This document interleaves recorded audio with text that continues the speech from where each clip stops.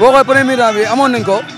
ko maintes fois booy travaillé nañ ko maintes fois mooy collectif boobu ñu doon cherché mais à chaque fois ñun pour ñu jouer bu ñu jouer rek bu ñu defee ay combinaison dañ koy am mais am nañ ko maintes fois mais booy yàkkamti koo def parce que yàkkamti libéré équipe bi tamit moo leen jàpp pression boobu noonu moo tax bal yooyu mënut a dugg. am na fu match bi toll yàlla ne moom match bi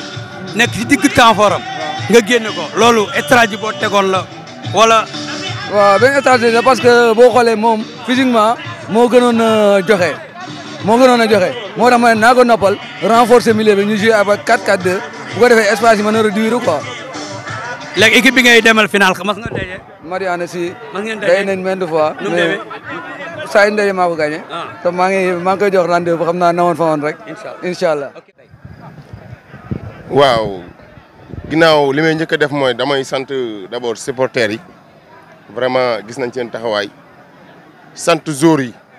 vraiment ci effort yi ñuy def ak ni ngay gis seen xar kanam bañ gi ñu bañ defet jàpp naa ne résultat yi ñu doon am yëpp tey lii moo ko war ndax yaakaar naa ko gagné 8 match ñu gagné la nga siisu ci terrain bi di jooy bañ nga defet kon donc dama leen di remercier di leen jaajëfal ci kii bi donc je pense que nag sport la football la et que football kenn moomu ko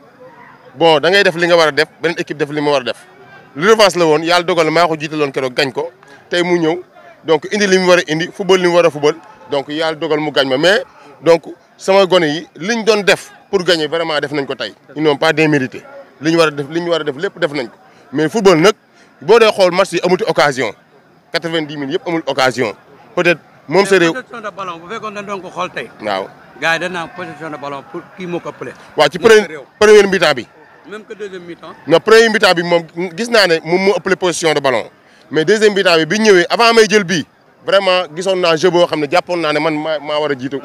gars yi man loolu gis naa ko man personnellement man coach jàppoon naa ne man maa war a jiitu gars yi li may bindi réserve bi lépp gis naa ne man maa war a jiitu mais nag à un moment donné donc bi ñu pertee bi ñu jëlee bii bi donc dañu des donc li ñu manqué woon li nga xam ne moom lañ daa am moo ñu manqué tey mooy dañu xaw a déstabiliser wu quoi comme si. surtout loolu. loolu est-ce que du si yéen. lan mooy football nii da ngaa war a jël rouge wala dara est-ce que loolu am na ci sport en tant que coach.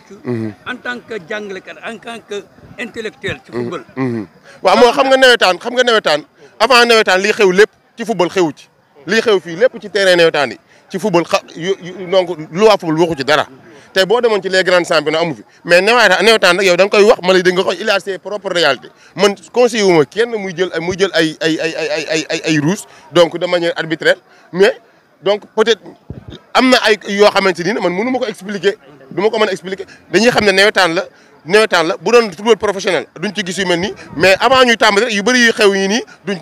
ko may les professionnels mais comme nawetaan dafa am ay réalité nag ay réalité nawet dañ koy nangu non foofu moom xam nga lan la xam nga foofu dama fi balaame monsieur arbitre dama ko fi balaame football la loi du football lii la wax li mu wax bu ko jour defee bu defee anti sport rouge ko amul ay nawetaan laak du nawetaan dafa def anti sport nañ ko rouge comme yéen da yow yaa ngi nii yow léegi li nga wax ne moom la booy def ku ko defoon ci beneen terrain dañ lay rouge kon normalement dañ leen a war a rouge kon waaw man normalement dañ leen a war a rouge encore une fois damay remercier donc ASC moom sa réew vraiment donc ci preuve yi mu wane remercier le coach vraiment donc ñu xam ne sport la nawetaan la ñun ñëpp ñoo bokk lenn su ñëwee nag mën nañ ku nekk mën nga yëngal li ngay yëngal après mu jeexee ñu xam ne fair play la donc li ñu doon def dara nekku ci jàppuñ ci dara. question bi rek xam naa tey mooy sa première défaite. ci stade bi lan la lay jàngal tey. waaw bon li may jàngal moom bari na parce que défaite moom. équipe bu ko am da nga gën a defaruwaat donc li ngay njëkk a def mooy defaru gën a defaruwaat donte defaru woon nañ mais dañuy gën a defaruwaat ndax tey suñ toogoon rek amuñ defet amaana am na suñuy erreur yoo xam ne duñ ko xam te peut-être am na ay erreur yoo xam ne ñun xam nañ peut-être gis nañ ko xam nañ ko dinañ ci gën a liggéey ci coupe yi nga xam si moom mooy lu mel ni championnat bi ak coupe départementale ak coupe régionale bi nga xam si ne ñi ngi war a jouer ak benn équipe bu ñuy wax benn équipe bu Bambey donc dinañ ci gën a liggéey su ko defee incha allah bu ñëwee donc